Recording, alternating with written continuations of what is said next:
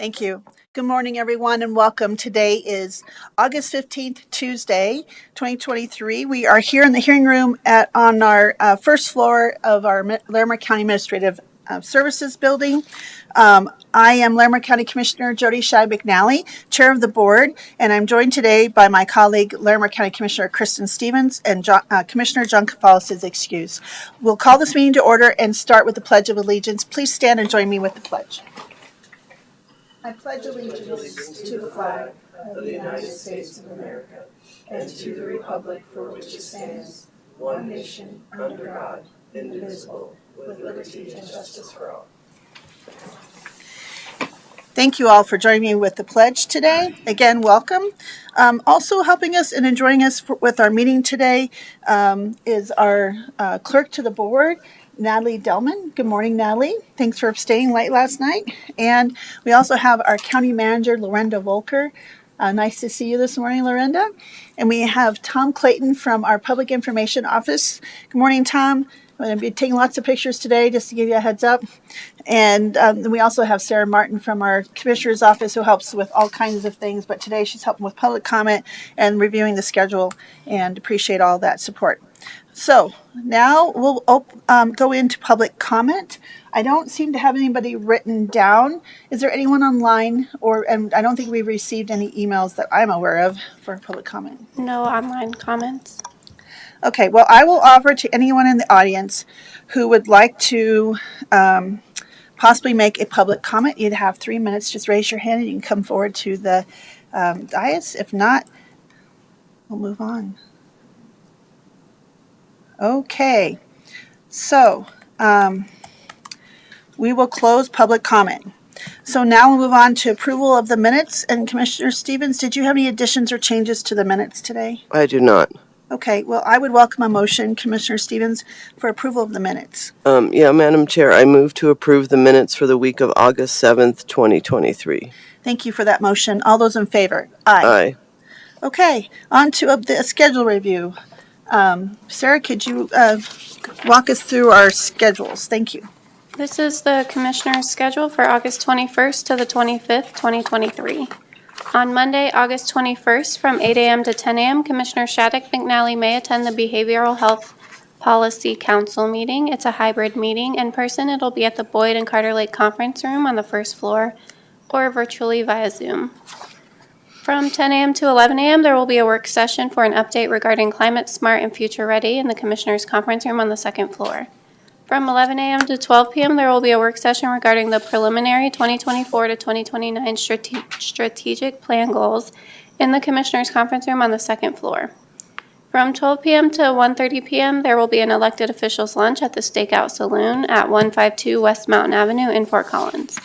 From 1:30 p.m. to 2:30 p.m., there will be a work session with Leslie Ellis, the Director of Community Planning, Infrastructure, and Resources, in the Commissioner's Conference Room on the second floor. From 6 p.m. to 8 p.m., Commissioners will host a water symposium in the hearing room on the first floor.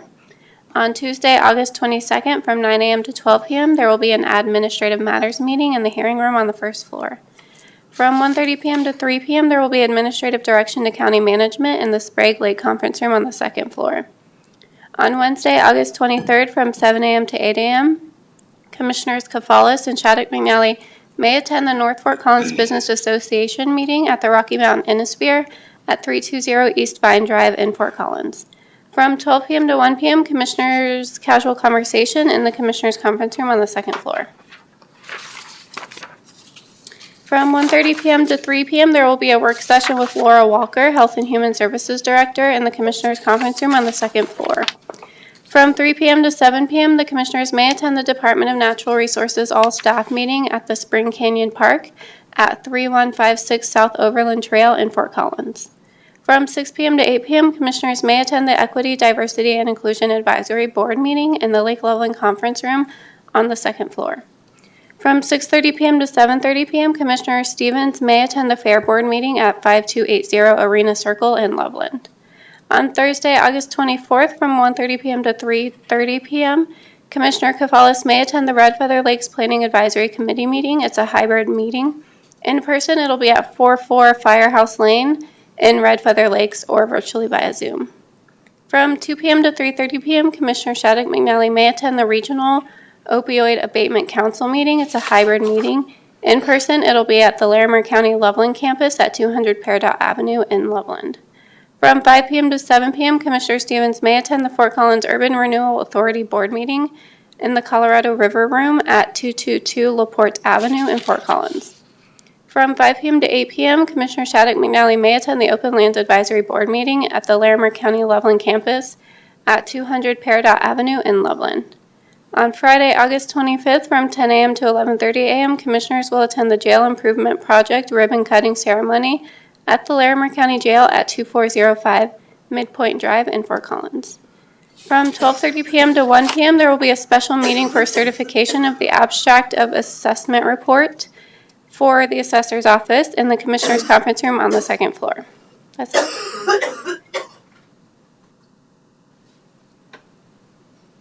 Okay.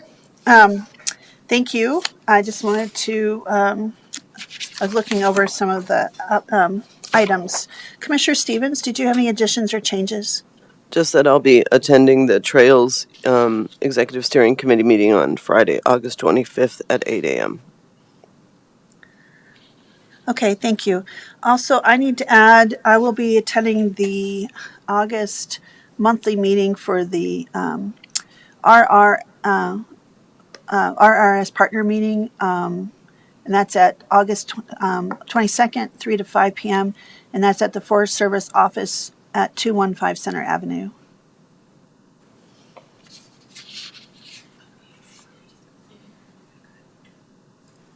And I think that is all the changes that we have.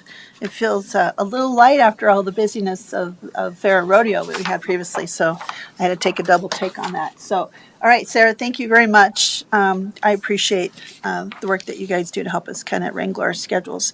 I'll move on now to our consent agenda.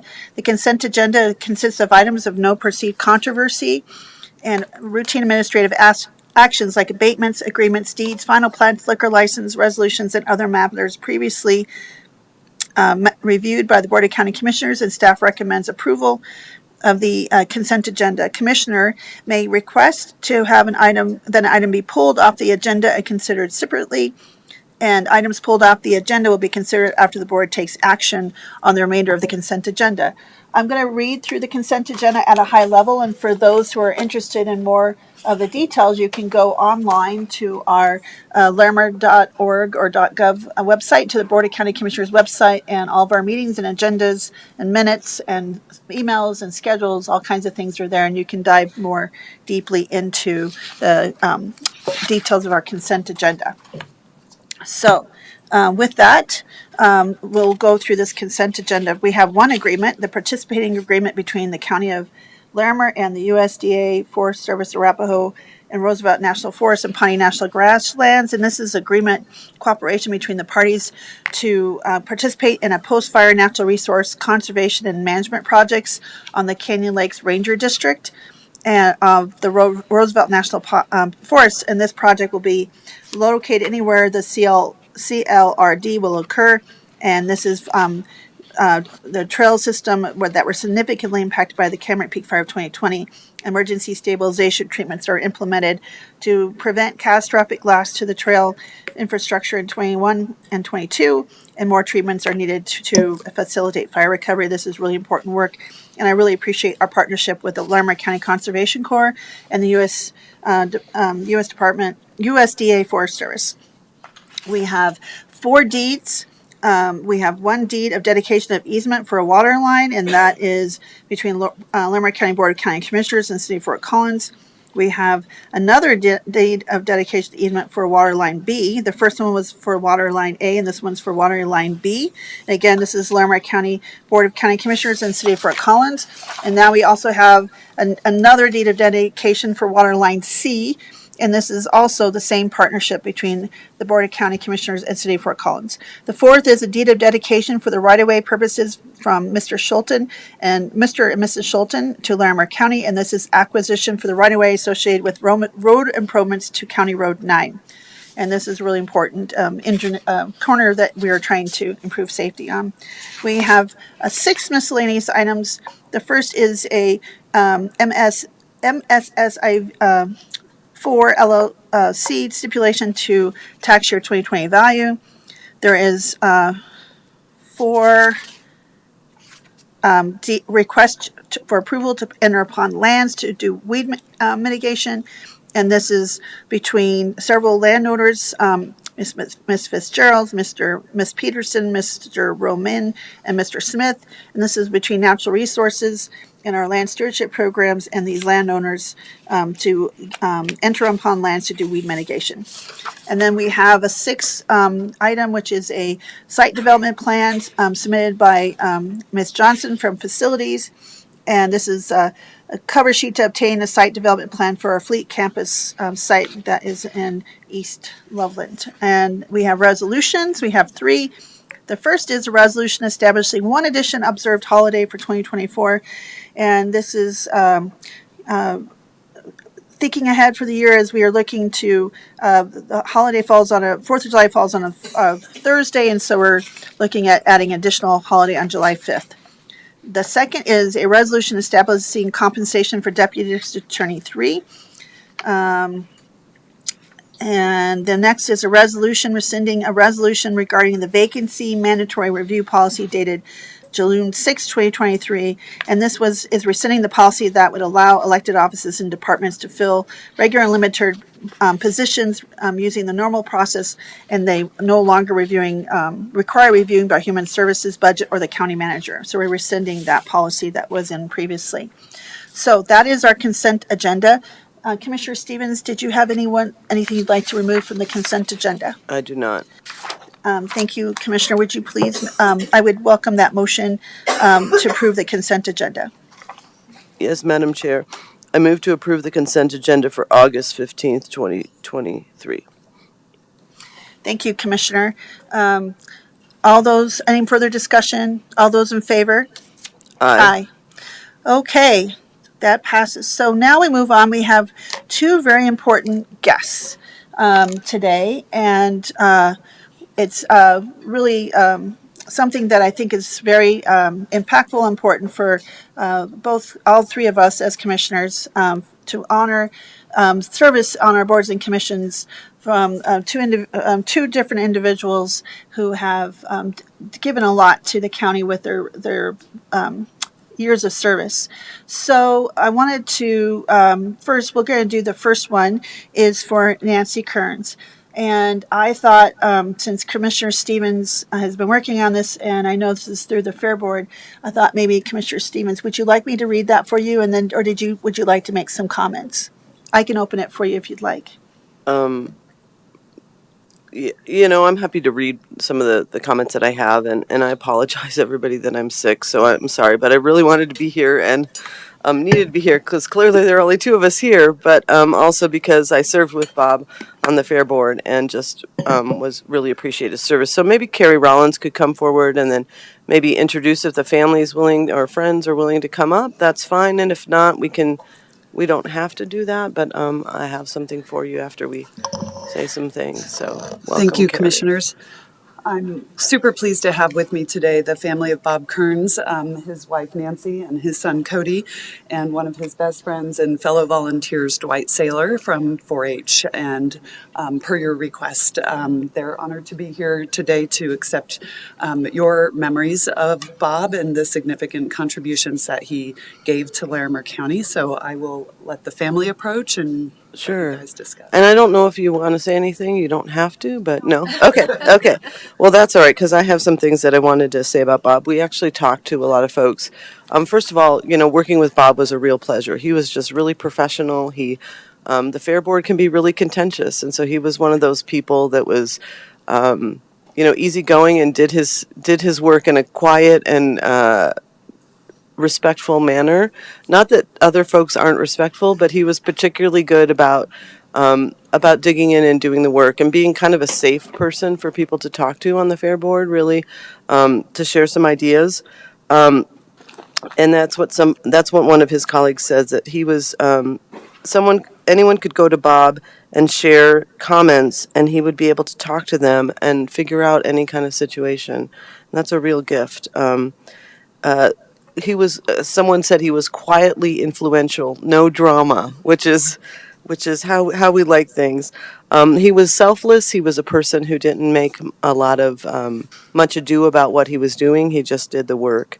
Apparently, I didn't realize this, but he was a 4-H member alongside Pam Heaney and Dwight, right?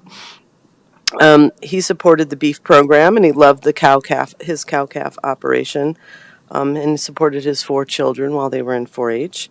If there was an award for quiet, unsolicited thank yous and handing out kudos to volunteers to keep things going smoothly, it should be for Bob, one of his colleagues said.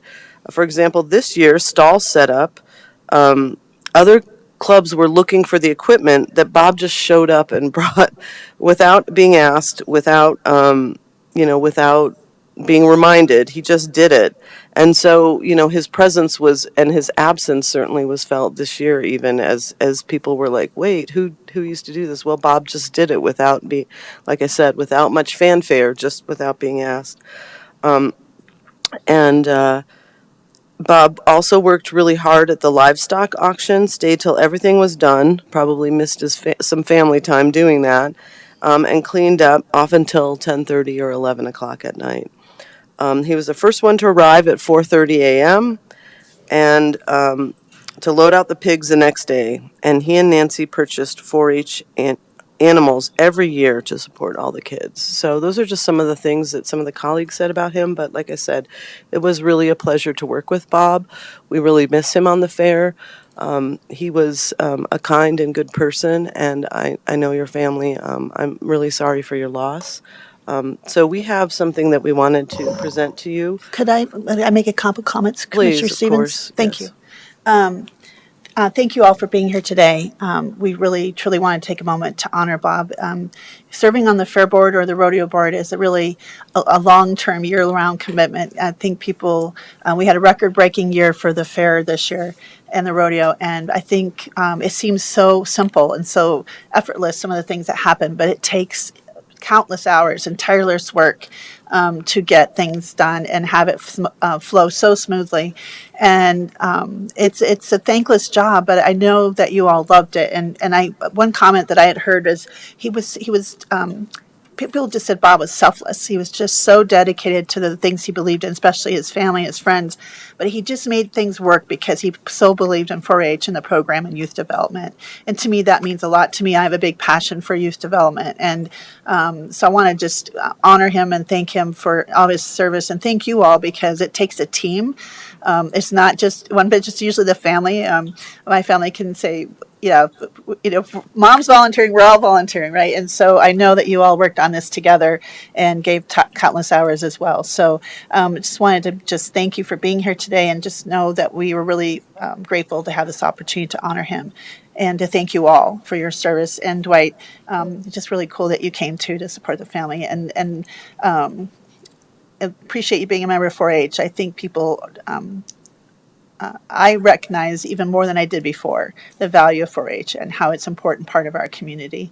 And it's for everyone whether you live in municipalities or in incorporated areas, it's for everyone. There's something for everyone. So we did just wanted to say thank you, and appreciate you being here today. So I know Commissioner Stevens, we had this made, and so she wanted to present this for you today.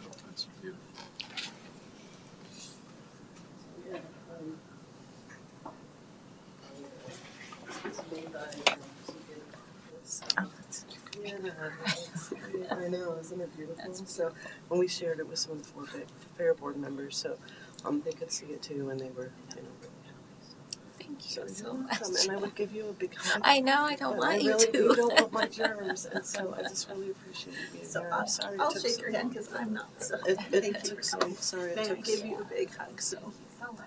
thank you. It took so long. Thank to you for get it coming. to- I appreciate you coming. Yes, thank Thank you. you for Thank you. coming. Yeah, Thanks to the appreciate it. commissioners for taking time out to Yeah. do something so important Yes, like this is this. beautiful. Yeah, it is. Yeah. So, It's stunning. there again, yeah, and And I that's just just really beautiful. appreciate It it. is. Yeah, Very yeah, much it's really nice. So, yeah, we passed it around at the fair board so everybody Oh, could see good. it. and they were Good. happy. Oh, Thank you. that is very nice. So thank you, and Very much I am really appreciated. sorry for your Thank loss. you. He was Thank you. It's a good man, and Yeah. it Yeah. was a pleasure to know him. So Yeah. Thank you. Thank you all for being here. Thank you. Thank you.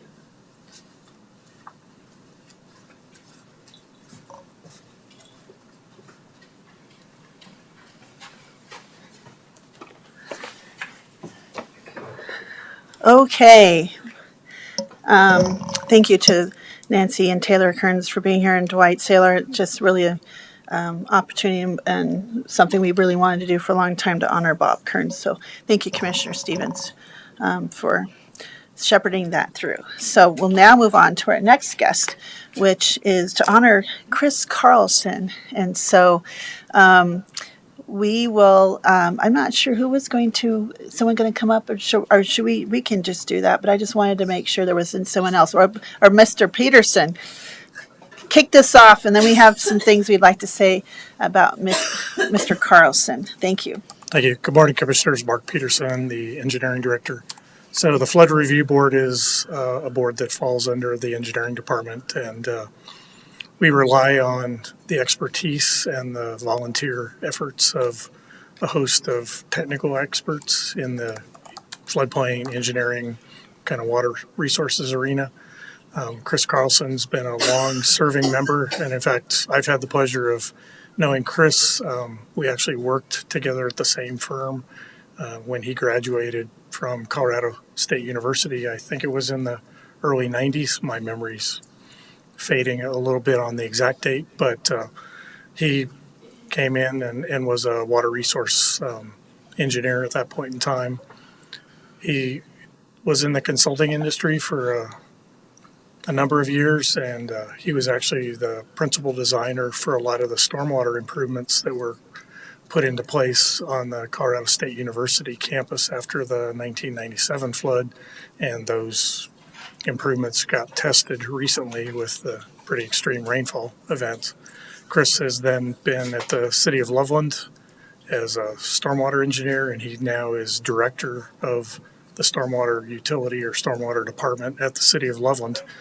And through all that time, he's really been volunteering and serving on our Flood Review Board. Again, volunteer service. He was at the City of Loveland after they went through their 2013 flood event, so he was not only dealing with all the things that were going on at the City of Loveland, but still volunteering his time and dealing with the multitude of flood review approvals that were coming through the county as we dealt with recovery efforts after that flood. So it's been, again, my pleasure to work with him and have him involved in serving Larimer County for many years now. In the audience is also other staff members. Karen Niezat's our floodplain administrator. Eric Tracy held that position previously, and then Tracy Shambo oversees the development, floodplain, and stormwater group. So they've all had occasion to work closely with Chris for quite some time now. But again, just want to recognize and express appreciation for everything he's done for us in volunteer service. Thank you, Mr. Peterson. I wanted to say a few things. We got some nice notes from Chris, and I'm going to go ahead, Commissioner Stevens, just to kind of save your voice. I'll go ahead and speak about this and then see if you have points to. But I wanted to invite you up, and Mark, you don't get to go anywhere. Stay there. So I just want to, I think it's really remarkable that you said your initial desire was just as a young engineer to want to serve and give back to public service right off the bat. And that doesn't usually happen very often, but you've stuck around. It's once you get, as volunteering and doing things for my whole life since I was a little girl with my grandparents taking me to go do things, it's a love of service, and you realize you get so much back more than what you give. And, but this is really, thankless work, but it's really important work, because the legacy of educating people in the service of the county and helping with this board and the floodplains and trying to educate folks, that's like ripples on forever, because you're setting up and helping educate and reviewing these plans, which are really important for the public safety and also for repairing areas and other. It's really critical areas in our environment. And so I just wanted to say I just really thought it was remarkable that you started off so young, and it was just for the desire to serve, and then you thought it might be worthwhile and fun. And so not too many people think of plain stuff as fun, but that's amazing, because we need those folks who find this work interesting and really important. And it's great that you're working full time. That's a big job, and then to still give back to the county. I can't thank you enough. I think they said there was really it was around the 10th anniversary of the floods, and I think that having you on that staff really it said here seeing the beneficial impact of having your previous decisions and then having the flood and then having you around after the flood, I think was really critical. And so I just wanted to say, as someone who has lived in this region after during the child as the 1976 floods and then just living really close to the Big Thompson, thank you for your work, because it's immeasurable, the work that you did. And I wanted to say to the public, I talked about you talked about a proposal that was denied because of a variance around the for a big structure in the big floodplain, and you had denied it, and then the guy came back and thanked you, even though he was so mad after the 2013 flood. He came back and thanked you. So I thought that was really remarkable to talk about that, because I think then people realize, we don't want to have to say no, but you have to for public safety and things. So I just want to thank you, and it's really a testament to having Tracy and Eric and Karen and everyone else here and Mark to come and just thank you for your service all these years. And I believe we had a certificate or something. Did we have something in here for him? No? Oh, here we do. I knew we do. We have this, with great appreciation and of 25 years of service, we have this wonderful plaque to give you. So I just thought before we give it to you and take a photo, it's hard for us to find folks to serve on these boards, especially with your expertise and your passion. And it's really a loss for us, in my opinion, but 25 years, that's a long time to serve, and we just really are grateful for that. So appreciate you being here today. And I didn't know if you'd like to say a few words about your service, and then we'll take a photo, and just really grateful for you to be here today so we can thank you. Okay. Yeah, yeah, thank you. I'll just say real quick that a couple of decades go by in a blink of an eye, and so I never expected to be here today, but I'm very appreciative. It's really been an honor and privilege to serve all these years, and I did enjoy it, so it wasn't it wasn't all a burden. I'm really thankful for the Larimer County engineering staff, that you have excellent professional staff, and so it's been an honor to work with them, and I consider them not only colleagues but now friends after all these years. And all the other board members I had the opportunity to work with were just some incredible people that bring their expertise and volunteer their time. So I just really want to thank you. It really was my privilege to be a part of it. Thank you very much. I appreciate that. Commissioner Stevens, did you want to make a few comments? Just to say thank you for your service. That is a long time, but I do understand the 25 years going by in the blink of an eye. It's just remarkable. I think in your regular job you give back to the community already. Helping with those. But to volunteer in this space is really important, and we really appreciate your service. Thank you. Lorinda, would you like to add just a couple of comments? Because I know you've known Chris a long time as well. I guess I'll just tack on 25 years of volunteer service in this kind of a technical field is really critical to the community safety, and I know you know that better than anyone. Thank you for your 25 years and for inspiring others along the way to maybe volunteer as well. Thank you. Okay, well, Mark, and anybody else want to say anything about Chris? If not, we'll take a moment to take a photo and give you your plaque. I had to tease because I knew it was in there somewhere. I just hadn't got to see it in the pile today. But we wanted to give you a little tangible thing to kind of hang and show. So we're going to pause in the video space, and we'll be back in a few moments to continue the meeting. Thank you.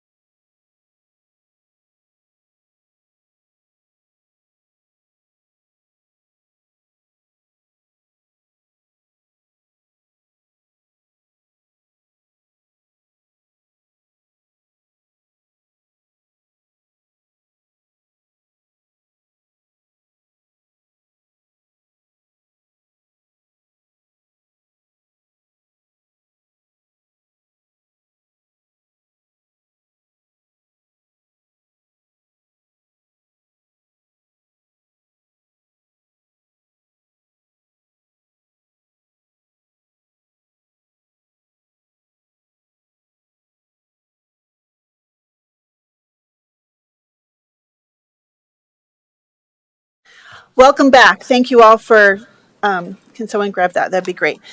We took a moment to take a picture to honor Chris Carlson, who gave us over 25 years of service on the Flood Review Board, which is outstanding. And it's just pleased that we're able to honor him for his many years of dedicated service that's helped so many people through the years while protecting the public's health, safety, and welfare. And it's really appreciated, especially during the 2013 floods.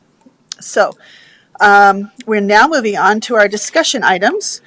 Thank you for being patient as we took a moment to take that photo. And we have 3 impact grant recipients that we're going to honor today and hear about their programs. And so I think we'll start with the first report on the grant project implemented by Bistro Natil, funded by the Larimer County Immediate Needs Grant Program. Bistro Natil is a small business located in Old Town Fort Collins that received immediate needs grant funded by our American Rescue Plan dollars. And I want to again thank Josh Fudge and Laura Walker for standing up that immediate needs grant program, because we knew we needed to get money out to the community really quickly, and we had this program that we put up to have a fair and equitable and a process to follow. And so this project made improvements to the restaurant's outdoor dining area to enable safe operations towards the end of the pandemic. So I'd love to welcome I think the owner of Bistro Natil and come forward and hi Josh, who'd like to come forward and share a little bit about the needs grant. So Josh, would you like to add anything on to what I had talked about? No, I don't think so. Sorry for the delay. I was on the phone. Josh Fudge, Budget Director for Larimer County. Just want to introduce Kat Reeves from Bistro Natil. Yep. And she received a grant to improve her outdoor dining space. So take it away. All right, awesome. Thank you. Well, thank you, Commissioners, for allowing me to be here today and support people of Commissioners, awesome humans. Okay, cool. So I'm Kat Reeves. I own Bistro Natil, and I've owned it for 22 years, but it hasn't been Bistro Natil the whole time. It was Fish Restaurant for 19 years. And then in 2020, separately from the pandemic, but with amazing timing, we transitioned from Fish Restaurant to Bistro Natil. And so we had planned to transition at the end of April, but as we all know, dining was shut down in March of 2022. So we had to say goodbye to 19 years of our restaurant, like on a day.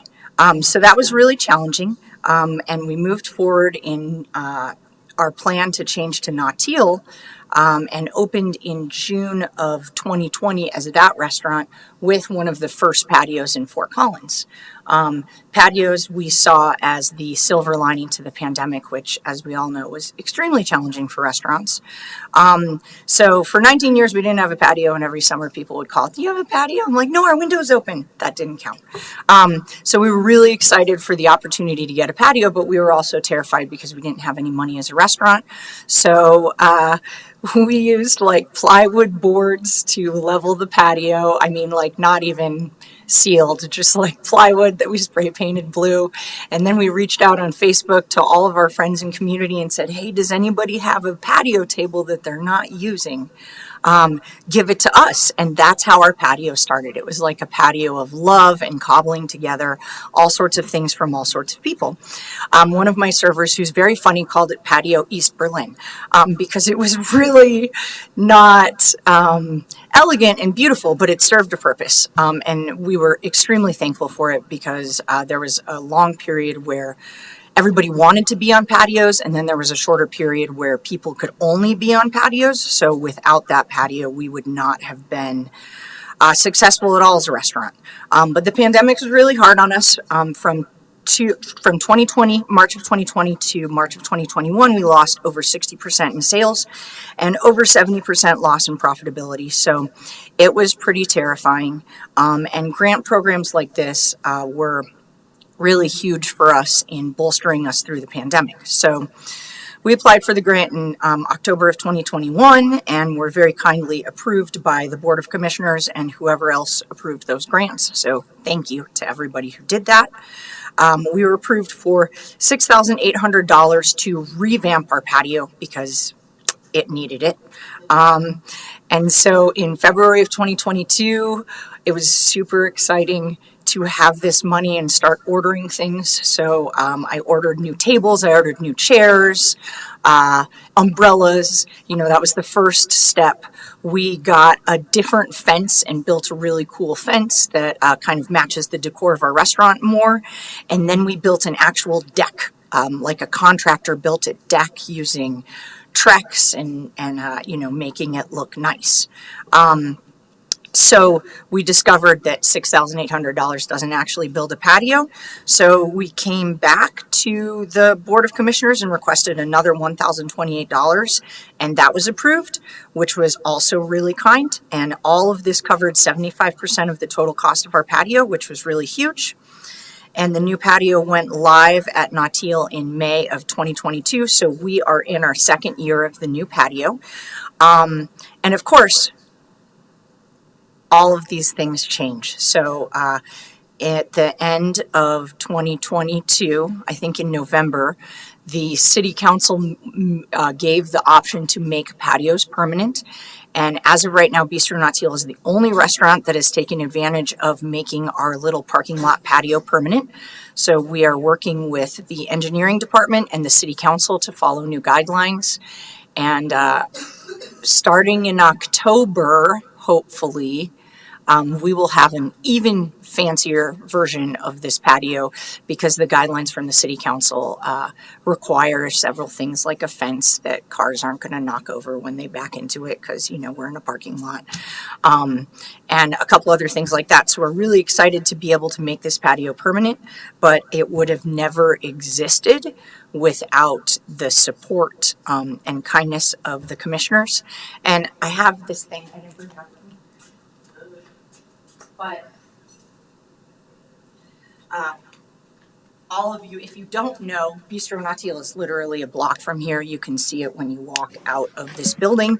And so I just wanted to invite everybody to come over. If you haven't already, before the end of September, have lunch. This will give you over half off on lunch. Come sit on the patio because it's beautiful.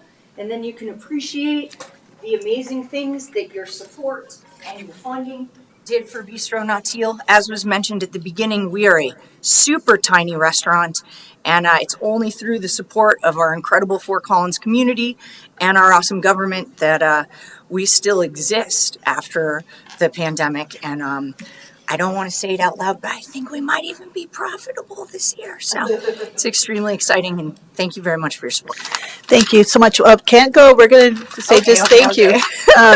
No, we appreciate you coming today and sharing how important this needs grant. And I think you're right. There are a lot of restaurants that were trying to figure out how to make some of these outdoor spaces. Some people use the little dome cubes, and there was all kinds of innovative things in lots of different communities across the county. And it was really interesting to see. And it was greatly interesting to hear that you were one of the first ones to do that kind of outdoor space. And so I'm really glad that this was successful for you and you're able to get something that wasn't described as maybe a less than pleasant view of a East Berlin kind of thing, and that it was more inviting. So I'm really glad that worked out, and just grateful that you applied and that we were able to support you. So that's great because it is important. Food service and the service industry took huge hits during the pandemic. And I know you've been around. I didn't realize for 22 years, really, that's amazing. So it's really important that we support these businesses and help everyone get through this unprecedented time. So just glad we're going to take a moment just to take a picture because we've been doing this with all of our immediate needs grants and when telling our story and putting on the website so we can have, I think, a picture that says 1,000 words, but trying to, highlight some of the work that we've done and the businesses that have worked and collaborated together. And so really grateful that you came today and incredible story. So, Commissioner Stevens. Yeah, thank you, Kat. Thanks for being here. Thank you to you and Mike for running Fish and now Bistro Nautil for so many years. A real fixture in Fort Collins and a place that I think we've all had special occasions at. And certainly the best bouillabaisse of my life happened at Bistro Nautil, and I feel like I need some right now. So It would help. It might help, but the patio is great. I love it. Thank you for being innovative during a difficult time. Really appreciate the you figuring out how to stay in business, because it is a special place. It's a family run place. Kat and Mike have cute kiddos. And if you go into Bistro Natil, Kat's smiling face and her positivity just permeate throughout the restaurant. It's a beautiful place to eat. It's amazing food, and it is an institution in Fort Collins, and so it was really important to. We played a small part in helping you stay open, and I'm really glad to hear that there might be some profitability coming up in your future. So thank you for contributing to the Fort Collins food scene in such a positive way. Thank you. You're That means a welcome. lot. I really appreciate it. Thank you. You're welcome. Thank you, Commissioner Stevens. Yeah, I have to say, I hadn't been to your restaurant for a long time, and then after the pandemic opened, and I took a couple business lunches there, and Commissioner Stevens, right, your energy and your enthusiasm and smile is very infectious, and it was really exciting to be able to come back and enjoy the ambience and the great food. So appreciate it. It's a really, you guys really make it feel like it's a home, almost like we're coming to your kitchen and Good. and eating in your foods, your wonderful food. So just know that it's great that we're able to support you, and so appreciate you being here. So with that, I think we'll go ahead and take a quick picture, and I'm sure Commissioner Stevens probably will. We'll just pause for a moment, and we'll take a quick picture just to celebrate this immediate needs grant. And thank you for being here. We'll pause for a moment. Thank you.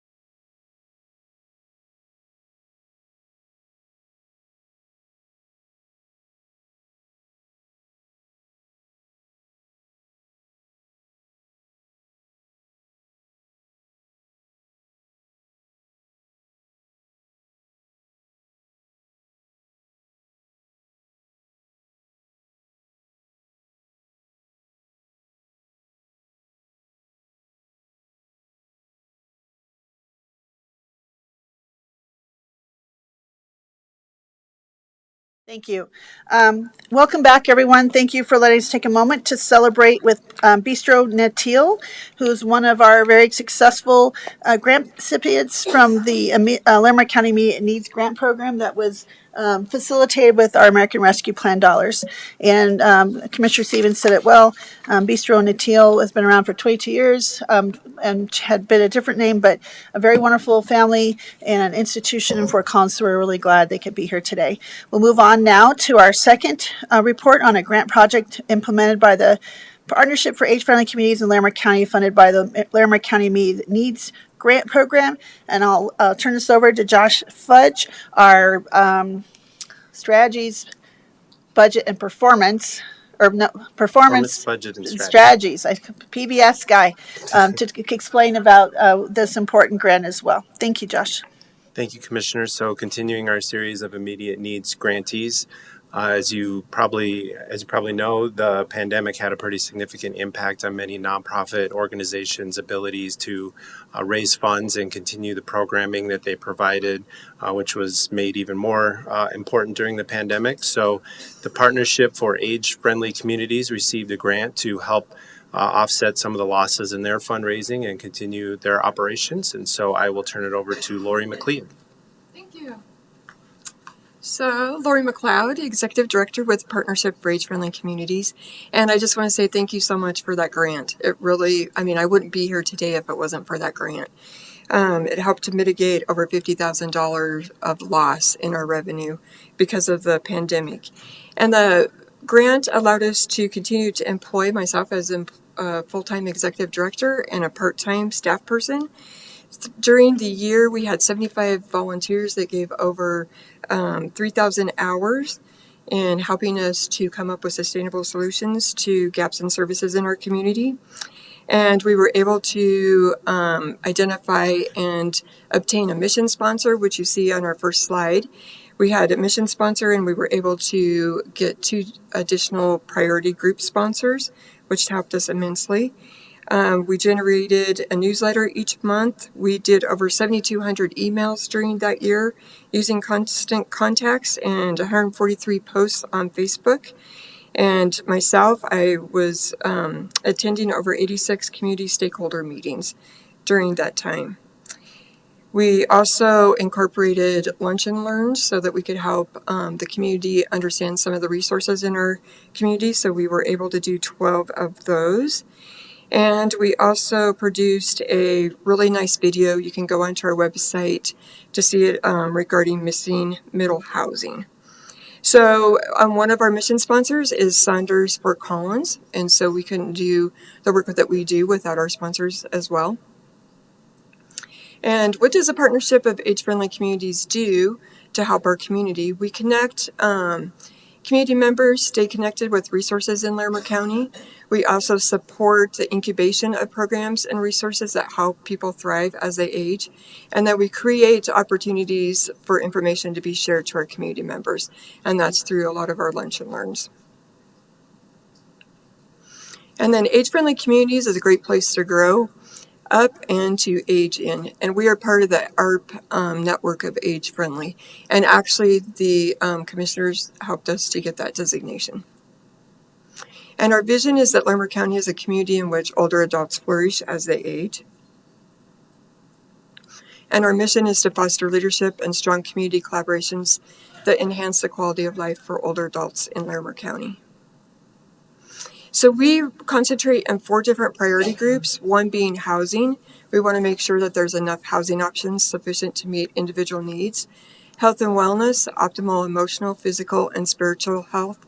Mobility access, which is transportation options, ensuring that there's access to key services, quality of life for older adults, and culture of aging. Positive community attitudes, values, and behaviors in regards to aging. And what I think is so unique about our nonprofit is our structure. So obviously we have a board of directors, executive director, steering committee. We have our 4 priority groups. But what set us aside is our self-directed volunteer teams. And using a self-directed volunteer team, they are made up of older adults usually who have experience in a subject matter. They have time to dedicate to projects, and they usually work 3 to 6 months on a project, setting goals, outcomes, and timelines. So what we do is we work with our community to find out what is a gap in services in our community, and we look and see if it fits into one of our priority groups. If it does, then we set our self-directed volunteer teams to come up with a sustainable solution. And most recently, some of our projects have taken about a year from beginning to end. One of our projects was a Zoom project right at the beginning of COVID, and we were able to hire a project coordinator, identify 20 isolated older adults. We were able to give them Kindle Fires, and we taught them how to get on Zoom to connect with their family and friends. We realized that this was so popular and was working so well that it moved into our next project, which was an online virtual catalog. And we knew that older adults really still wanted to be involved in the community, so this was a way to do it. We were able to identify quite a few different categories of interest for the catalog. We have 42 organizations listed, and we had over, 541 people go to that to look at the different virtual opportunities that were available. And with that, we developed the Tech Buddy support program. So we have volunteers that are also trained to provide Tech Buddy to older adults, just basic computer skills, any questions they might have with their devices, phone, that type of a thing. To date, we've already served over 30 individuals with our Tech Buddy program, and we have 12 different Tech Buddy volunteers that are trained, ready to go for our community. And then another project that was incubated out of Partnership for Age-Friendly Communities is Sound Effects. And they worked with us a couple of years, and now they're their own nonprofit. To date, they've given 650 performances to over 1,500 residents in 35 care facilities, utilizing 178 musicians and 4 artist residencies. It's been a very successful nonprofit to date. And then we were also integral in helping Red Feathers Lake develop their rural food pantry. And when we went up to that community, we identified that they also needed some other different types of projects, one being transportation. So we're still partnering with them to help them with their van that they purchased so that they can bring residents down to this area for appointments or other types of things that they might need. And then lifelong housing. That's a project that we're working with in our housing priority group. And we're working with quite a different coalition of housing organizations. And we're identifying and working to develop an assessment for people that we can go into their homes and identify if they could stay in their homes lifelong or if there would be some renovations that would need to be made. And then we're working to identify some of those resources that we could refer them out to do those renovations. We also put together a mobile home park resource guide for manufactured home for the residents in the mobile home parks. And to date, we have been able to distribute over 5,000 to the residents in those mobile home parks.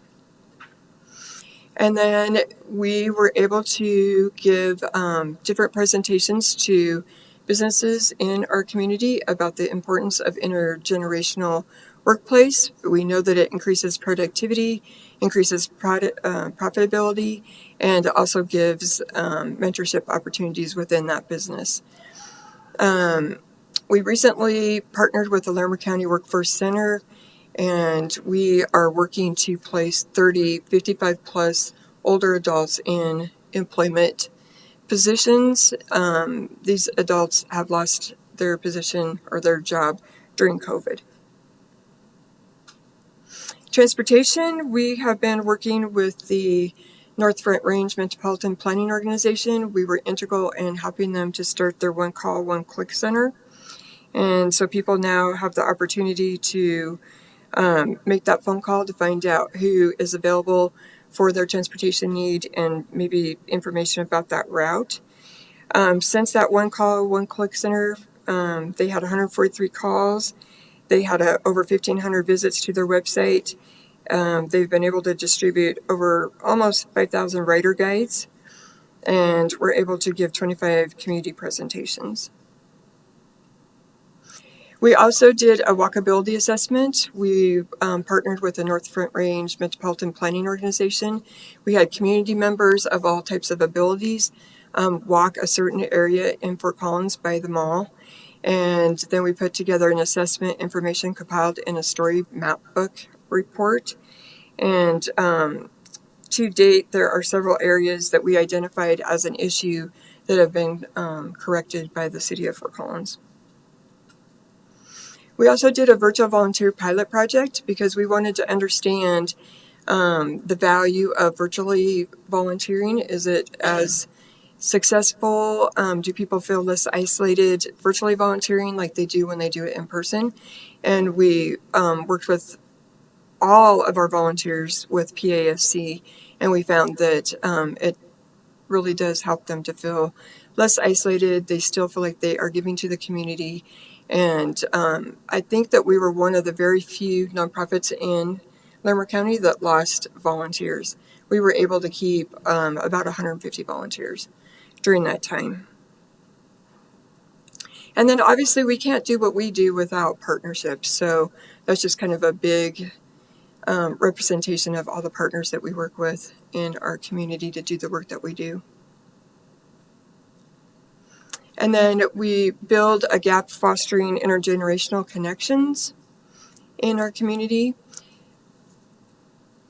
One of our projects, well, one of the big benefits of intergenerational connections is decreased social isolation, learning opportunities, mentorships between the older adult and the younger person, opportunities to pass information across generations, and increased understanding of values and priorities of all the other generations. And at one point, we're still working to continue to do this intergenerational conversations, and it's a partnership with the University Center for Public Deliberations. We have individuals across generations coming together, sharing perspectives and experiences with different conversation topics that are structured and fostered to have a meaningful perspective. And then Generous is also a partnership with CSU Center for Public Deliberation, and it's women representing every generation between ages 18 to 99, and they're given space to talk authentically about their lives and their stories. And then we also partnered with Colorado State University. We offered internships, service learning, and mentorships, and we actually helped co-teach some of the classes on campus in regards to aging. Additional projects that have been launched prior to this time was a Senior Access Points, and that's an online resource. It's with the Extension Office, CSU Extension Office, and that's been so successful that they are trying to expand that throughout the state of Colorado for different communities. We also completed the Social Isolation Action and Implementation Plan for Larimer County. We were integral in helping to bring A Little Help, the organization, here, and they're now expanding in Loveland and Berthoud. And we help Neighbor to Neighbor develop their home share program, which pairs people that have housing with people that need housing. So I just want to say thank you so much, and we really have appreciated the funding to continue doing what we do for our community.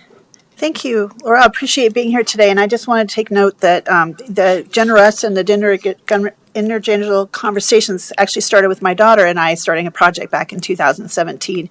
And we appreciated the partnership with Partnership for Age-Friendly Communities. It started off with us all coming together to figure out how we could kind of replicate what she was doing.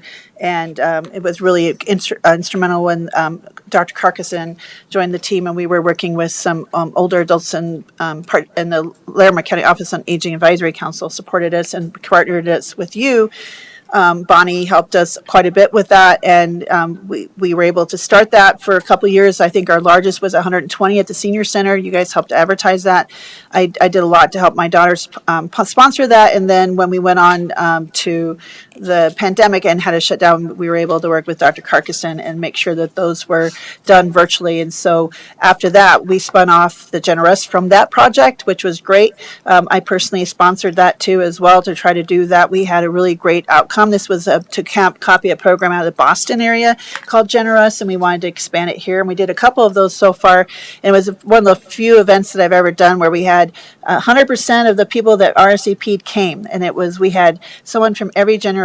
We had 7 generations represented, and it was really insightful, and we were able to do it again. I'm sure, hoping that we can get those activities growing again.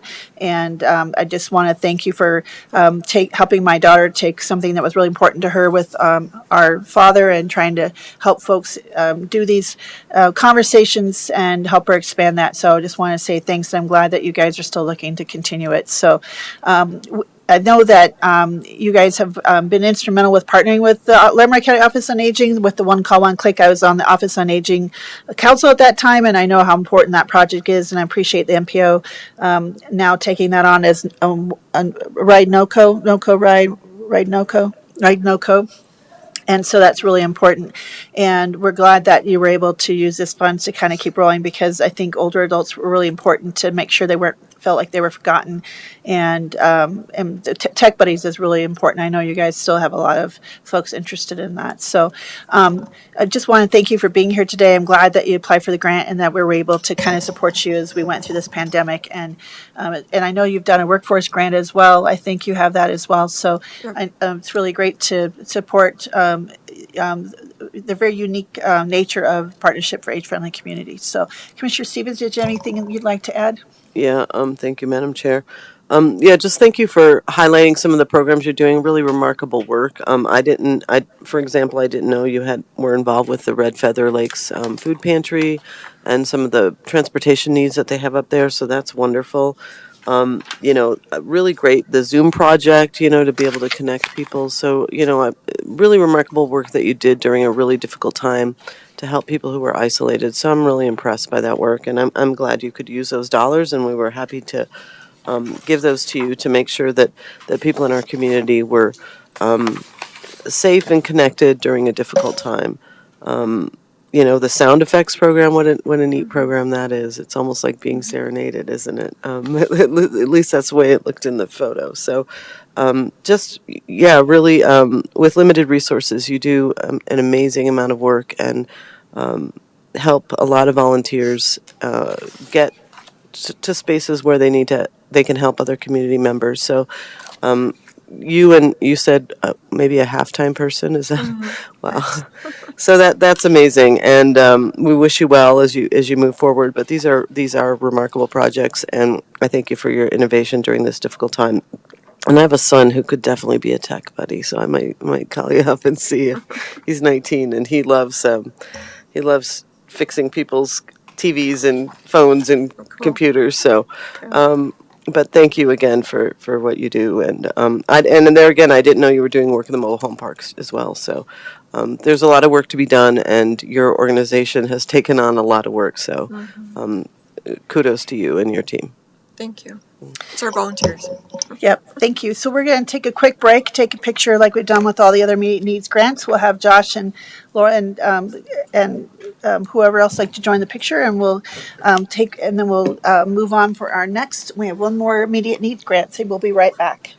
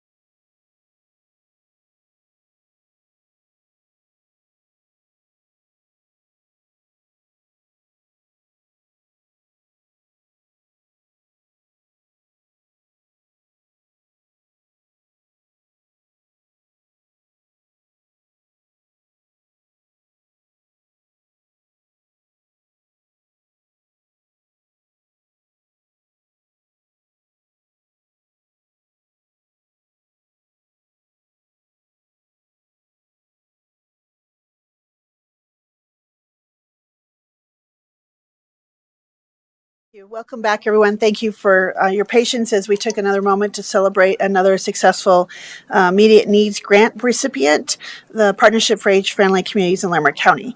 Now we're going to move on to a report from the grant project implemented by the Yarrow Collective from our immediate needs grant program. And once again, Josh Fudge.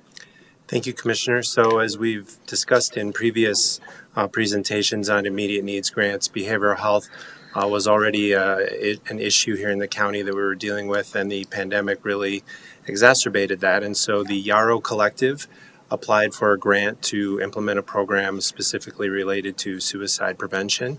And so for this presentation, I will turn it over to Silent Wellington. Thank you, Josh. Welcome, Silent. Appreciate you being here. Thank you, Josh, and thank you, Commissioners. My name is Silent. I use they or he pronouns, and I'm serving as Yarrow Collective's current interim director. If you go to the next slide, our mission statement is to provide mental health peer support. We connect peers to one another, education, and resources so that together as a community we can allow space for mental distress, awaken to the wisdom of our lived experiences, aspire towards healing, amplify our voices, and advocate for meaningful choice and change. When we say the word peer, we mean people who have lived experience with mental health diagnosis, trauma, extreme states, houselessness, oppression, problems with substances, and other life-interrupting challenges. And we have a long list here because for some of us, we might identify with our diagnosis, and for some of us, we might have moved away from some of that diagnostic language and choose to define our stories and define ourselves in other terms. When we say peer support, we're referring to a relationship between a peer supportee and a peer supporter that works to create meaningful connections, learn and grow together, challenge and expand our worldviews, be accountable in our relationships, and move towards what we want to do or be. One of our group participants described it as, so many of us have been hurt in relationships, so we come to peer support spaces so we can learn how to heal in relationships. This immediate needs grant really supported us in an increased demand for our services. Like Josh mentioned, many mental health concerns have been exacerbated by the pandemic, especially for youth. We're seeing an increased rate of hospital visits related to mental health concerns. And this grant helped us expand our Alternatives to Suicide peer support groups. It gave us a training stipend for some of our core team members, and also let us develop some jail reentry support for folks specifically struggling with substance misuse, and funded our youth coordinator and BIPOC position for about 3 months of her work while we sought out longer-term funding. So Alternatives to Suicide is an approach to peer support and an approach to suicidality that was developed by some folks in Western Massachusetts called the Wildflower Alliance. We've brought them out a couple times to train our facilitators, so we have a cohort of folks who are trained in this model. And we refer to it as Alt to Sue. So if I say Alt to Sue, it means Alternatives to Suicide. And it is an approach that is non-judgmental, non-clinical, peer-led and confidential space where people share their difficult thoughts and emotions related to suicidality without being assumed to have an illness or assessed for involuntary intervention.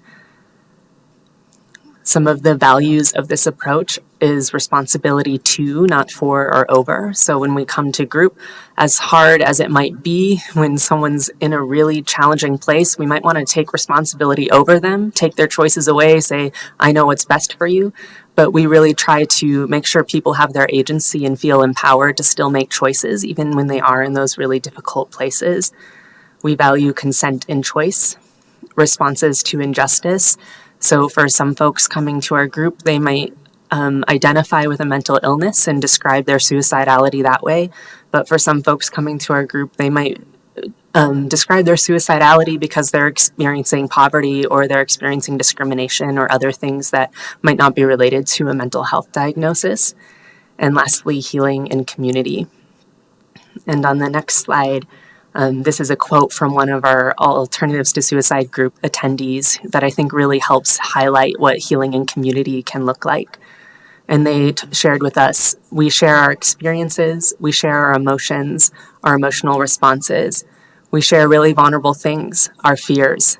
The last few times I've gone, it sparked me to think really deeply about what's going on in my life, and I had some insights about my journey. It's helped me feel like I can contribute to other people's healing just by sharing my own experience. By hearing other people, you feel so much less alone. In therapy, I learn skills, and in group, I learn how to love and be loved. Across all of 2022, our groups have reached 573 adults and 229 teens. And every 6 months, our group participants increase. So really showing some of those exacerbated mental health concerns and the demand for some of our work that this grant has helped expand. Shifting gears a little, our This grant also helped us fund a jail reentry peer navigator, Kyle Rogers. We hired him on at only 5 hours a week, and we're like, we're going to find more funding for you. And with that very limited time, he was able to have 47 peer support sessions to individuals exiting incarceration and needing some of that community navigation support. And on the next slide, you'll see that we were successful in finding other funds for him. And because of that increased staff time, we were able to create relationships with the Larimer County Jail. And now are authorized to go into the Larimer County Jail alternative sentencing and community corrections to provide harm reduction, alternatives to suicide groups, and one-on-one peer support. And 2 of our core team members are now on the leadership council for a Stone Soup group that helps with that reentry support. So in that impact across all those programs that I've mentioned, we have reached 802 participants in 2022 and 162 unique individuals. And I do want to comment on that a little bit because our goal in our work is not to reach as many unique people as possible, but to really give people a space where they want to come back, because we know that 1.5 hours of a group peer support session might not make a really big impact in someone's life, but that 162 people want to come back over and over again is really about the depth of our work. And for some people, they might be regulars for 6 months and then feel like they can move on and don't need our space anymore. Some people have come to our group for 2 years. So just communicating some of that depth of what we're hoping to see. And then another thing we were able to do with this funding was fund one of our youth and BIPOC peer coordinator. We have one teen group that primarily reaches LGBTQ plus teens, but our youth coordinator really saw a need in our community for culturally specific support for youth of color. So with this funding, we were able to send 2 of our core team members to a Xenachli Youth Rites of Passage training. Xenachli is a word in the Nahul indigenous Mexican language. It means germinating seed. And because of this fund, we are set to launch this program in fall with some longer term funding to help develop it. So just an overall summary of what we have going on right now: alternatives to suicide peer support groups online and in person every week, ECHO teen 14 to 18-year-old support, Unity and community groups for BIPOC and Spanish-speaking adults, a chronic illness and disability online group, and a peer support for peer supporters for anyone who works or volunteers in a peer support role in the community. It can be kind of tough offering that support. All of our groups are free drop-in spaces. We don't collect insurance. We don't require RSVPs. So really trying to minimize the barriers to group and receiving mental health support, because it can be a long wait to find a therapist. So wanting folks to be able to immediately access support when they need it. So that's all I have for you all. Thank you so much for the support. I do have some brochures if you want more info. We've also got a website and social media to learn more about us. Thank you. Thank you, Simon, for the great presentation. I appreciate being here today, and just thank you for your work and nurturing such a fantastic team and program. And I'm really excited to hear about this new program that you're having training. Can you say that name again? Xenachli. Xenachli. Yes. Okay. Wow, that's really exciting. Commissioner Stevens, do you have any comments or questions? Yeah, thank you, Silent. Thank you for being here. And there again, a remarkable use of those dollars. Really, this kind of work is so needed in the community, and you know that more than anyone. Being able to provide that low barrier help right away is so important, because we know people are struggling and there's wait times for mental health professionals. But we also know that the peer-to-peer work is so important. It's really good to talk to someone who's been in your shoes and can talk through that and work with you through that. We've seen that time and again, that peer support piece is so important for feeling like you're not alone, feeling like this is, you're not, there can be this feeling that you're the only person going through these feelings. And I just think, when you talk about, suicide, and being able to acknowledge that poverty and other kinds of issues contribute to that, because I don't think we talk about that a lot. I think we talk a lot about mental illness, and we're not talking about some of these systemic wrongs that really cause people to struggle in our community, and especially in an affluent community where a lot of people have a lot of things and means. There's I think it can feel even more isolating in a community where you don't, not only do you not maybe have the ability to do things like go on vacation or whatever, but maybe even just provide a roof over your head is a struggle. And so I think that can wear on people. And so I think acknowledging some of the trauma that people have experienced, whether it's because of poverty or abuse or, things that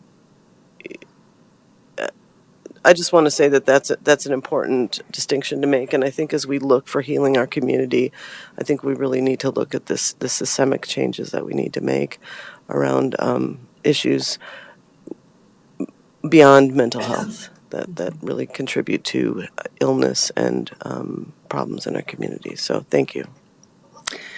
I just want to add a little bit more, Silent. I just want to go back to, you talked about the 162 unique individuals and talked about an hour and a half once a week but actually looking to make that really in-depth connection. And so connection can be so healing, as you know. It takes time sometimes, but it can be really healing. And having the understanding peers to lean on, especially when times are hard, can be really life-changing. My family has been impacted by suicide, and it even a decade later, it's wounds kind of reappear. And I think maybe folks who don't understand how words or actions can really open wounds, make them worse. But talking to someone who's maybe experienced that, whether it's a family member or survivor, can help kind of a safe place, like you said, a safe place to chat. So I wanted to say that it's really important work, and I can see how you guys are really trying to create niches for folks who maybe feel marginalized or have not that specialized group. And I really want to recognize that work that you're doing. It's very unique and very special and very needed. So I want to just say thank you, because it is life-changing and so needed in our community, especially at this time when we have a lot of, especially youth in need. So thank you for that work. I know I've been on a lot of mental health task force meetings with you and some of the things that you're doing, and you always are so insightful, and I appreciate that very much. So very interested in hearing about some of the other funding that you're braiding and blending in together to this work, and the jail reentry work. It's very interesting as well. And I don't know where the cross section with opioid addiction is with that. And so that might be a conversation I'd love to have with you down the road, as we're talking about blending and braiding funding. There's other opportunities maybe, so just maybe it's a discussion we could have sometime in the future. And with that, just grateful for you being here today, and glad that you applied for this grant, and I'm really grateful that we had the opportunity to support you in the work.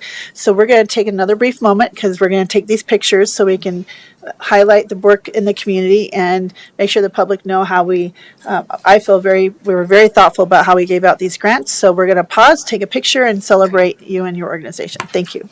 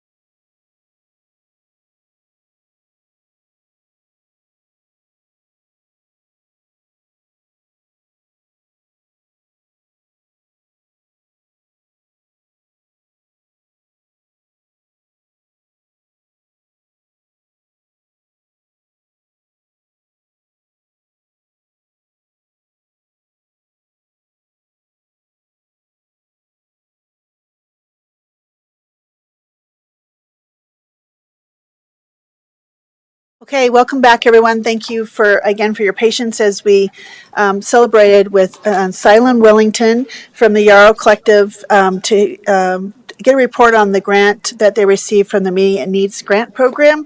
And obviously, they're doing some really important work with some peer-to-peer group work for suicide prevention for justice-involved individuals in our community, but also folks with lived experience, with experience of mental health and substance abuse struggles. So very important because they talk about focusing on mental health support by and for the people.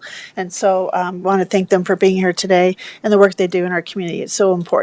So we're moving on now, and thank you, Josh Fudge, who disappeared as well. He's been here for 3 presentations, for coming and supporting this as we go through and share with the public some of the programs and where some of the money went for the American Rescue Plan dollars, because this is taxpayer money, and we want to make sure they understand that we're very thoughtful and intentional with how we handed out that money, and I think we really made some transformational impacts on our community. So appreciated this opportunity to share that. So we'll move on now to the county manager update because we're out of discussion items. Lorenda, thank you for being you're back. We're very glad to have you back, and welcome back. It's great to be back. I don't have an update because I was gone last week, and I just want to thank all of you for the time, and to Lori Cadridge for holding the fort down while I was away. It's always great to have fabulous staff who just pick up the ball and run with it. I guess the one thing I'll add is the theme around these American Rescue Plan Act dollars is that they did that. They rescued a small business. They shored up a fundraising for an organization that's really critical to our community and allowed for the addition of a new program that is also much needed in our community. I hope that as we talk about these over time, that theme continues to be the story that's told, that these weren't just giveaway dollars. They really did rescue businesses and nonprofits and our community members. 802 touches over the course of a year is amazing when you consider it's peer-to-peer work that's being done at the Yarrow Collective. It is really, it's great to see these things come full circle through the grant process. It was very thoughtful. You all were very thoughtful about your requirements. And the reporting that was done back through the agencies. It's good to have these stories told. So thank you. Thank you, Lorenda. Appreciate it. And I think that was well said. Thank you for stating that. Very well stated. Thank you. Commissioner Stevens, we're going to go on to Commissioner activity reports. Would you like to, I know you've had a pretty busy week. Would you like to share some things? I'll just actually want to lift up other people in my report today. So instead of talking about what I did, as we wound up the fair last week, just wanted to really thank the fair board members, the rodeo board members, the fair and rodeo volunteers, and the ranch staff for putting on an amazing fair. Fair board members, I'm most familiar with the work that they do. They do the Queens program, the parade, the pancake breakfast. They organize the livestock sale. They organize all the volunteers, and they help with Sensory Day. And so a lot of the things that we tout as being, the great reasons for coming to fair are all done by fair board members who, if you heard the report about Bob Kearns, are there sometimes more than 12 hours a day, sometimes more than 16 hours a day, honestly. So just want to lift them up and say thank you to them and for making the fair so successful, and really enjoyed all the days that I spent there. Thank you. Thank you, Commissioner. I'll piggyback on your celebration of others, and then I just want to share a couple of things that were remarkable for me last week. So yes, it was quite the record-breaking fair and rodeo, and it really couldn't happen without the year. I mean, it is a year-round work of our rodeo board and our fair board and the volunteers on those boards, and then also the volunteers during the fair and rodeo that drive folks in the carts or welcome people or people helping with setup and the 4-H areas, the dairy barn, all those activities, even just walking around the barns, at the fair and rodeo, and just amazed how organized and clean and the process and just watching how the families are supporting each other, and the Lions Club that helped with the pancake breakfast and all those individuals, and then another group that supports. We have lots of queens and come in from, and we had the Colorado State Queen, and we had queens from Eagle County, Evergreen, Boulder County, Elizabeth, and I think there might have been one more, but their family and them came to support our fair and rodeo, and it's just that's part of their tour, but also they help out and like helping with the mutton bust and all these other activities. So really special. And so another organization that supports the rodeo board is Silverdale had us out for lunch last week and to celebrate to thank the fair board, and they bring the queens out, and the queens had to take a moment to run through all the guests because at Silverdale everyone comes and eat as a big community dinner, and they hit the triangle and everyone comes for their lunch. And so the queens talked with all the guests and the kids and signed autographs, and that was really a lot of fun to celebrate. We had our last fair, the last PRCA rodeo, and crowned the new queen. So just want to thank Serena Borg, our 2023 Limerick County Fair and Rodeo Queen, for her work and her family's work, a remarkable family, and just appreciate all her enthusiasm and infectious smile and all the work that she did to support all of that. And our rodeo board and the fair board, they were there. I hear sometimes, almost 24 hours a day. It seemed like they were there a lot, and just appreciate the work that they did. So, the junior livestock sale, I haven't got the numbers yet, but I heard it was remarkable. It was well organized, well run, and thanks again to our staff, Connor McGrath, our ranch director, and Louise, and even our director was in here in the room. Leslie Ellis, our CPERS director, was there a lot too, supporting, and just our staff went way above and beyond. I had lots of compliments on folks going to the fair and rodeo, saying they felt safe, and they brought their 82-year-old mother who just had a joyous time and felt safe, and they could sit there and hang out in the watering hole and know their kids were running around the carnival, and it was a good, safe place for them to hang out, and lots of fun, and it was something they could enjoy together as a family. The music was great, and I had a lot of folks take time to call me and just say what a great opportunity it was for them to celebrate. The junior livestock sale, just appreciate all the sponsors and organizers. Job well done. It was really a nice afternoon. We had to come back from the planning commission meeting, which was kind of a sad, but I know that we had to come to do some important work. Just well done, and again, ranch staff, amazing job. Thank you all for your hard work. Thursday, I went down with some Evan and Mark Johnson and them from the Workforce Development Center, because I had been invited to tour the Thornton, Denver Amazon site called Den 3, and this is a thing in the works, and we were able to go down and tour and learn about some of the innovation and talk with employees and see how this center works. It might be similar to what will be opening here at the Loveland site for, I think that is Den 9 that's going to be opening, or Den 7. I forgot. Sorry, Sam. But I appreciate Sam Bailey organizing that tour. There will be opportunities, Commissioner Stevens, coming up in the future for us to look at the Loveland site, and it's just interesting to learn about their programs and how they do this career-wise and advance folks through career opportunities through their programs, and that starts on after 90 days of work, and just really interesting in the innovation and the energy savings and the solar panels and the things they do to conserve water and energy. It was very insightful, and I appreciate them organizing that tour. We had our Larimer County Interagency Oversight Group, outstanding group. We're really, I think, leading the state with that work that they do as a CMP, and the way we use our money and budget, I guess, is really an exemplar. Other CMPs around the state are kind of following and looking at what we're doing. So kudos to that and that group.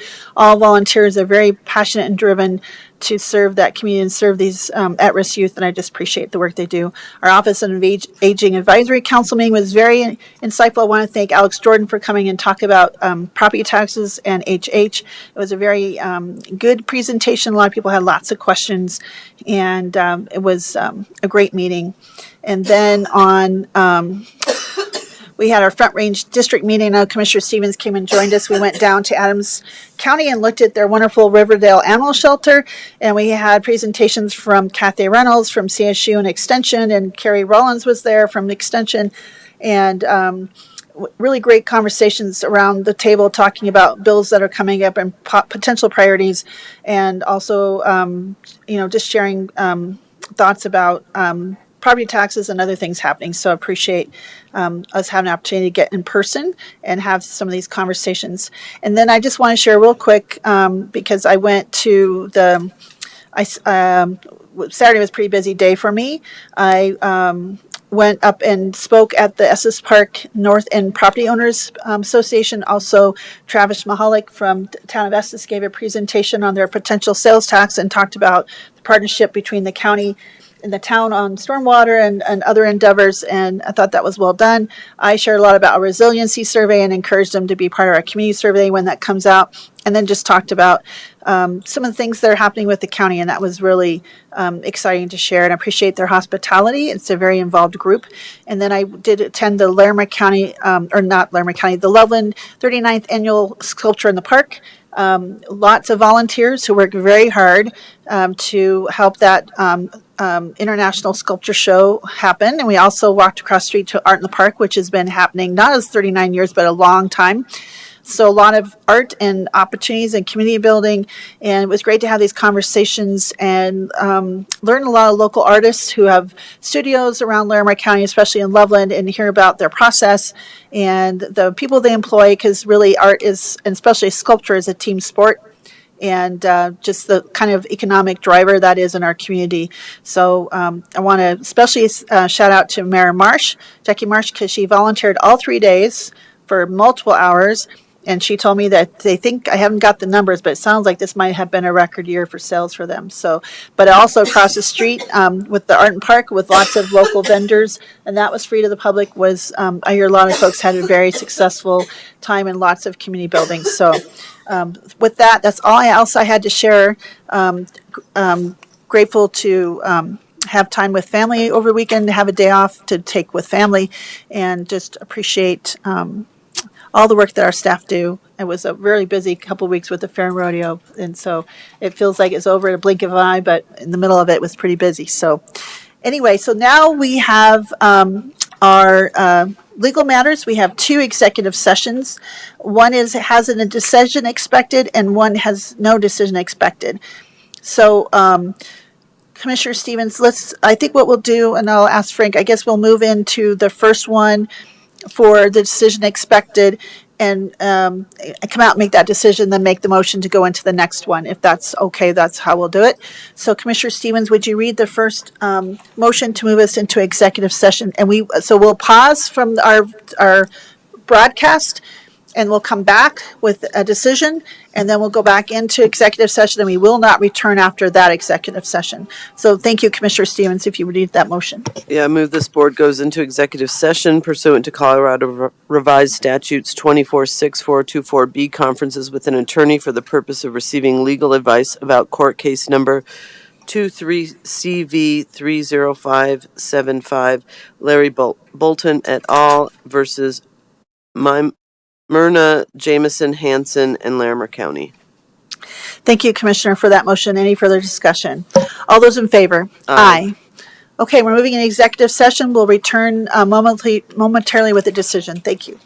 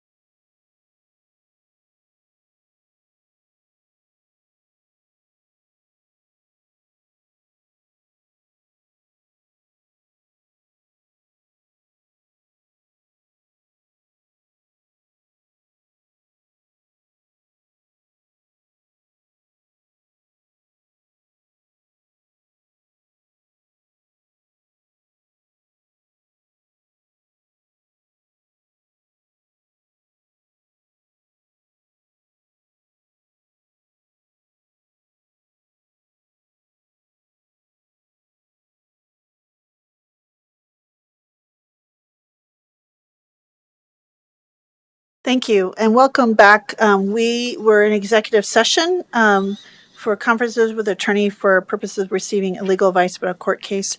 I will turn this over to Frank Howard, our Assistant County Attorney, to kind of explain what we discussed, and then we have a decision was made. So, Frank, I'll let you kick this off. Introduce this. Thanks. Thank you, Madam Chair. Frank Haug from the County Attorney's Office. This is a lawsuit that involves a car crash. One of our employees was driving a vehicle. They were in a crash with another vehicle, and so we're working through a lawsuit now to determine the claims and the damages and potential damages. As our standard practice at these, we come before you and ask you to defend the employee as we're through the insurance program at the county. And we will then, my office will then manage the lawsuit and move forward through that process. Thank you, Frank. Appreciate that information. Commissioner Stevens, would you make that motion, please? Yes, Madam Chair, I move that the Board of County Commissioners authorize the county attorney to defend Myrna Jameson Hansen in her individual and official capacity and provide full indemnity to her in Colorado District Court Case 2023 CV 30575 and authorize the county attorney's office to represent the defendants in this matter. Thank you for that motion, Commissioner Stevens. Any further discussion? All those in favor? Okay. Thank you. Thank you, Frank. So now we're going to move into our next executive session.